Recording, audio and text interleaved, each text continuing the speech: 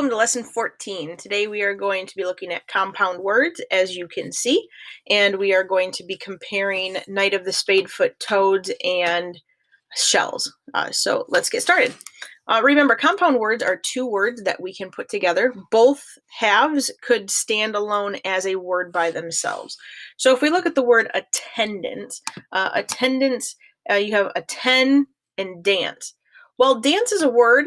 You can go for a dance. Attend is not a word. It's more of a prefix. So attendance is not a compound word. Then we move on to the next one. It says footprint. Foot is a word and print is a word. So footprint is a compound word. Then we have homemade. Home is a compound word. Home is a regular word by itself, and made is a word by itself, to make something or to create. So that is a compound word. Then we have peculiar. Peculiar, it means kind of like weird or strange. Peck is sometimes like an abbreviation for a type of muscle, but then uliar is not a word, so that is not a compound word. We have sunshine. Sunshine, sun is a word and shine is a word, so that is a compound word. Then we have permit. Per is a prefix, so it might sound like a word, but it's not. It has to be attached to something. And then mitt sounds like it could be a word like oven mitt or baseball mitt, but it's not spelled properly, so that is not a compound word. Then we have predict. Pre is also a prefix, prefix, and dict is not a word, so that is not a compound word. Then we have moonlight. Moon is a word and light is a word, so opposite of sunshine, really, right? So moonlight is a compound word. We have practical. Pract is not a word, and tickle is not, tickle is a word, but that's not how you spell it, like if you're ticklish. Then we have handwriting. Hand is a word.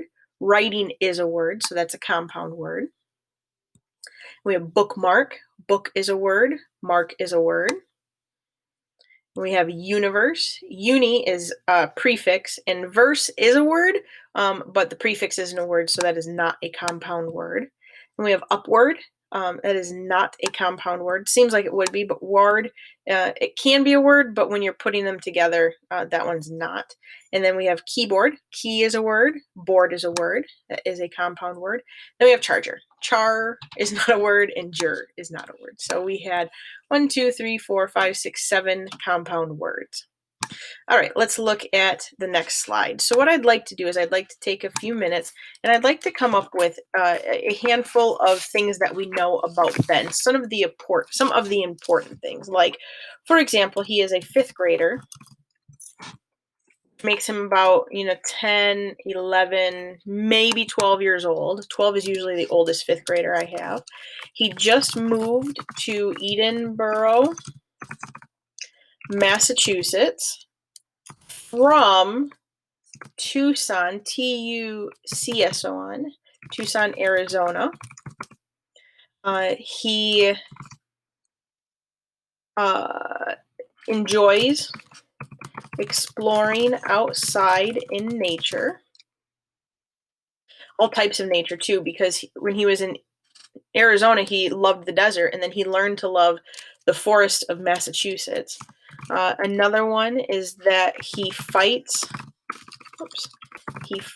Capitalize, please. He fights for what he believes in.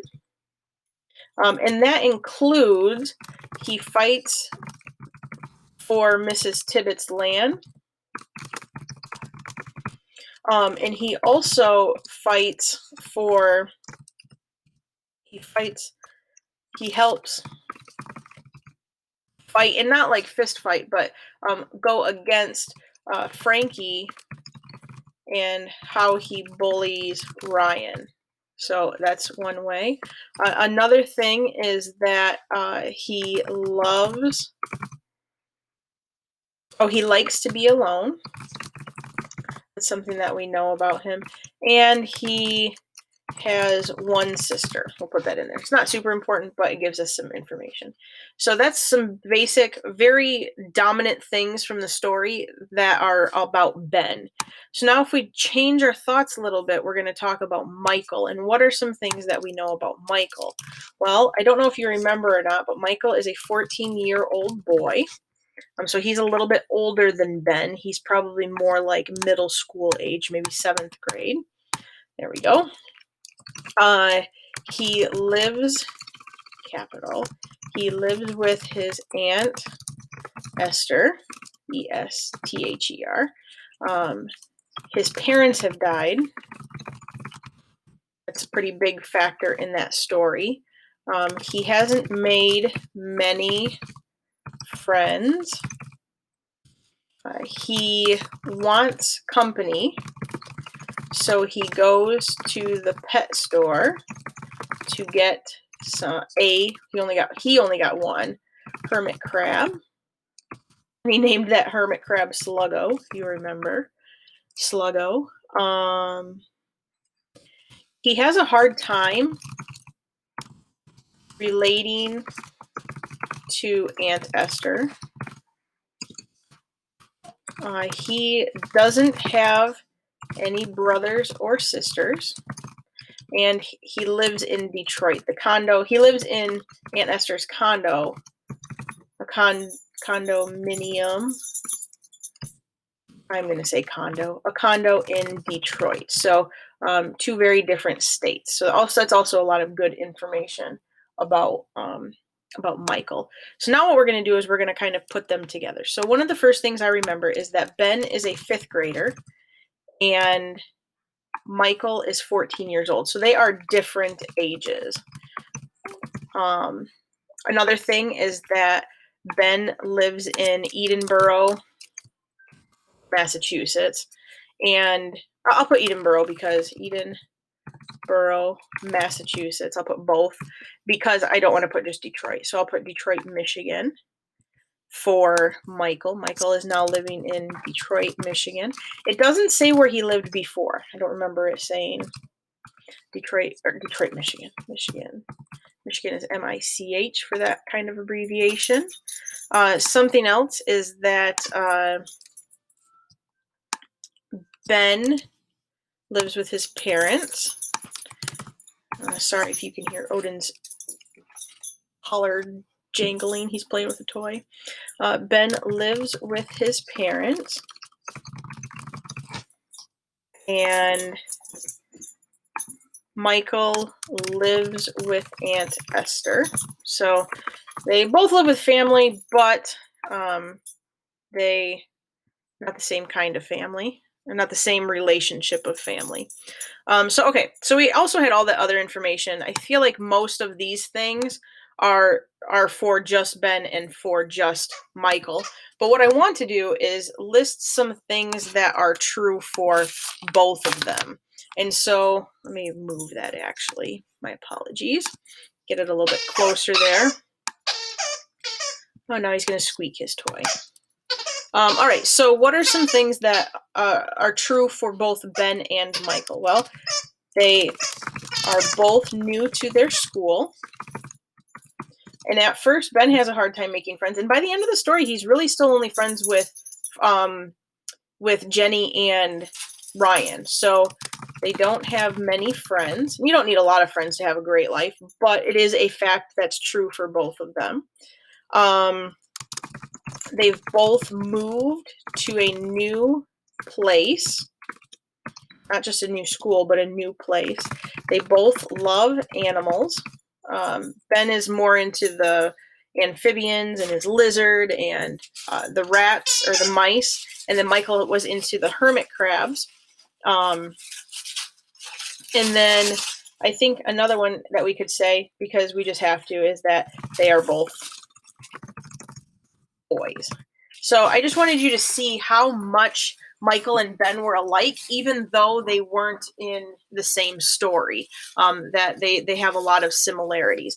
You know what I'm going to put over at Michael is that his parents died. Because Ben's parents are still alive. That kind of does make a bit of a difference. All right, and now what I'd like to do, is I'd like to do the same thing for Mrs. Tibbetts and Aunt Esther. So let's think about a few things that are relatable only to Mrs. Tibbetts. Well, Mrs. Tibbetts is a teacher. Mrs. Tibbetts is a teacher. She wears hiking boots. That was one of the first things Ben notices about her. Oh, he is making so much noise. I am so sorry. He's being a good boy, though. Something else is that she does not wear nail polish. I do remember him saying how her fingernails were cracked. Does not wear nail polish. She smells like the outdoors. And I'm going to put she is, well, I don't know how smart Aunt Esther is, but I'm going to say how she is very knowledgeable about her land, okay? And she's trying to save her land. Aunt Esther isn't trying to save anything. Well, her relationship with Michael, but she's trying to save her land. Okay, perfect. Now let's think of some things that are only for Aunt Esther. She is a relative to to Michael. It's his aunt. I'll put that in there, even though it's in the top. Mrs. Tibbets is not a relative to Ben. She wears a lot of jewelry. And we know that because it talked about them jangling a lot. She wears nail polish. Okay. She smells of talc. TALC, which is like a perfume. So that's very different from Mrs. Tibbets because she smells kind of more indoorsy, whereas Mrs. Tibbets smells outdoorsy. She is prejudiced, and we don't ever really get that from Mrs. Tibbets, that she is prejudiced. I'd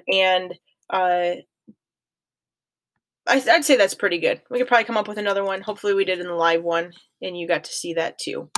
All right, now let's think of some things for both. Both of them appreciate critters. Come on. Both of them appreciate critters. Both of them are important to the main character. So even though Aunt Esther and Michael didn't start off so great, they're still important to the main. She's still important to him, and Mrs. Tibbets is important to Ben throughout most of the story. Both of them are women. Both of them care a lot about something, not necessarily the same thing, but they care a lot about something. And one other thing might be that they both like children. And I'm saying that even though Aunt Esther was frustrated to begin with, she still ends up liking Michael. So think about these things. You're going to want to use them for your assignment today. Okay? Okay.